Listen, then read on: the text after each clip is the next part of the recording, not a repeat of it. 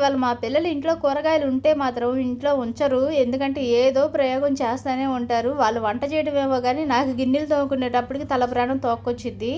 ఎందుకంటే పిల్లలు వంట చేయడమేమో కానీ స్టవ్ దగ్గర నుంచి మొత్తం సర్దుకోవాలి, మొత్తం కడుక్కొచ్చుకోవాలి. ఇవాళైతే మంచూరియా చేస్తామని చెప్పి ప్రయోగం అయితే చేశారు. ఇది ఒక పార్టే కాదండి, రెండో పార్ట్ కూడా ఉంది. ఎందుకంటే పార్ట్ 2 అన్నట్టు పెడతాను. అంత లాంగ్ వీడియో లాగా తీశారు. నేనైతే వీడియో కూడా తీయలేదు, నేను పనికి వెళ్ళిపోయాను. ఇంక మా పిల్లలిద్దరూ వీడియో తీసుకొని ఇలా మంచూరియా అయితే చేశారు.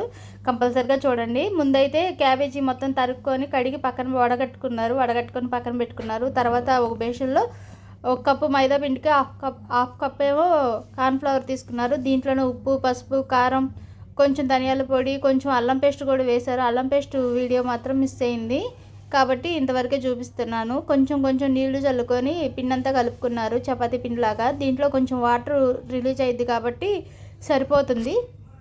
కాబట్టి కలుపుకొని బాగా పిసుక్కొని ఒక అరగంట పక్కన పెట్టుకున్నారు. పక్కన పెట్టుకున్న తర్వాత ఇవే వండలు చేసుకొని నూనెలో అయితే వేయించారు. ఇది నేను నూనెలో వేయించేదాకా పెట్టాను. పిల్లలు చేశారని కాదులే కానీ టేస్ట్ అయితే చాలా బాగుంది. కాకపోతే ఇంకొంచెం ఉడికినట్టయితే, అదే ఇంకొంచెం నూనెలో వేగినట్టయితే ఇంకా సూపర్గా వచ్చేది.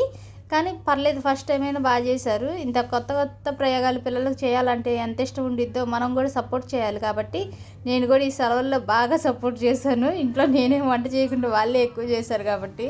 ఇది వీడియో నచ్చితే మాత్రం కంపల్సరీగా లైక్ అండ్ సబ్స్క్రైబ్ చేసుకోండి. కానీ పిల్లలు చేసిన వంటకు అనకూడదు, కానీ అప్పుడప్పుడు సపోర్ట్ చేయాలి.